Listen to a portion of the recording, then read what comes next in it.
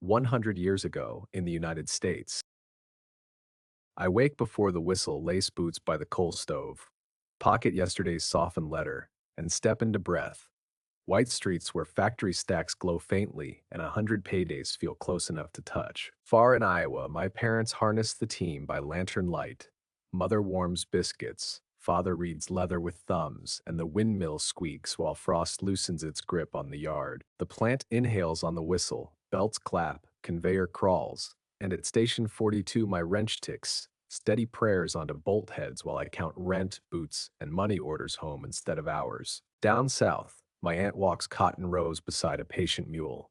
Neighbors trade jokes between furrows while the landlord's ledger hangs like weather and quick. Practiced hands outpace worried toward promised supper. In New York, my cousin Sam threads through hats and elbows. The ticker hisses confetti. A rumor tilts the room, and he eats half a sandwich standing while numbers roughhouse with hope. On the West Coast, my sister mayhems daylight into costumes. Chalk dust floats in sunbeams. A megaphone hushes birds, and canvas streets become borrowed cities for stories traveling home inside strangers. Back at my station, I trade half my apple for Eddie's pickle. We sit on wobbling crates, share pocket photographs, and pretend the afternoon will behave if we laugh first. In Iowa, the engine coughs awake, belt spite, straw piles high, and mother pours enamel cups of coffee while counting pie slices without counting.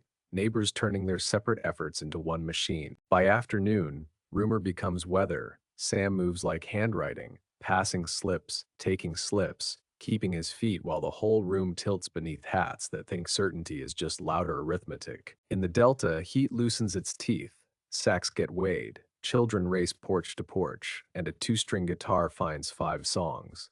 Each one almost perfect because almost is enough. End shift arrives louder than needed. Bolts blur, wrists ache, and I bargain with myself stew, fresh bread, a short letter home, and 10 quiet minutes that belong to nobody else. Iowa folds into evening, calves bawl, lanterns bloom, father totals the ledger, mother listens for lids pinging shut. The small music of jars promising February peaches to anyone patient and decent. Sam buys chestnuts from a creaking cart, rides the L home, and watches windows become paintings. Trumpet practice bravely off. Key, laundry lines fencing little squares of sky between tenement fire escapes. May lingers at the pier after work. The Pacific polishes silver on the hour, and she pockets a shell for me, deciding tomorrow's hem deserves truth slightly shorter than permission allows. Supper on a Delta porch tastes like a bargain with the sky. Biscuits steam, greens glisten, and a two-string guitar proves music only asks for agreement, not perfection, to keep darkness polite. Back in Detroit, I scrub oil from my knuckles, tune the radio until a voice finds me, and lay paper flat like a small field where careful rows might feed tomorrow. I write.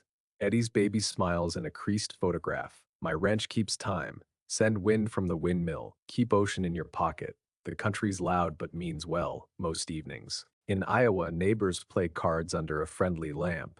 Father checks the door twice. Mother folds towels into tidy promises, and the storm that threatened decides to be impressed by restraint. Across New York, Sam irons cuffs with a bottle, listening to footsteps find their floors.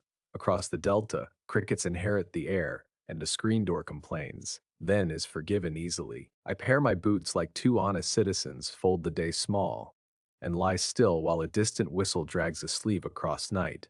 Measuring miles all again. Main Street wakes early. A barber lifts the shutter. A baker dusts loaves. A soda jerk polishes glasses, and a streetcar clangs through fog like a bell that learned wheels. The streetcar fills with wool coats and headlines. A boy counts nickels. A conductor punches paper, and I steady a handrail that remembers hundreds of mornings just like this. At the harbor immigration station, names get reshaped by hurry and accent. Suitcases breathe out cloves, wool, photographs, and hopes that fold neatly until a city teaches them new corners. Tenement laundry day stretches like banners. Lines crisscross alleys, soup steams on windowsills, and stairwells trade stories until the building hums the tune everybody already knows. Afternoon on Main Street thickens. The grocer scoops tea. The butcher trims a roast. The postmistress stamps time onto envelopes that will arrive carrying breath and reasons. Sandlot baseball starts when chores end. A scuffed ball, a bat with tape, and rules negotiated, kindly outs forgiven. Arguments measured in laughter, daylight deciding when the game is finished. Evening cinema lines curl under the marquee. Coins clink, tickets tear, and the projector's beam floats dust that looks like tiny travelers hurrying toward a city made of light. Harlem's doors open on trumpets and shoes. Poems lean on lampposts. Diners ring with forks, and the room redraws itself every chorus until night forgets to be heavy. At the photo studio, flash powder blooms, collars stiffen, hands find each other, and a family learns how to hold still long enough to remember themselves without blurring. Night turns shop fronts into mirrors. A policeman checks doors. Tram rails shine like neat handwriting, and I carry home bread, stew, and a pocket's worth. Sunday bells gather a small town. Hymn books open. Hats set straight. Potluck lids lifted. Casseroles, pies, and strong coffee neighbors trade favors, and forgiveness before Monday's clocks remember their duties again. At the one-room school, sunlight stripes desks, slates show sums, the teacher nods at recitation, lunch pails wait by pegs, the bell rope promises recess and a foot race across honest dust. A section gang rides a handcar to a buckled rail. Spike malls ring, tie plates scrape, sweat stings.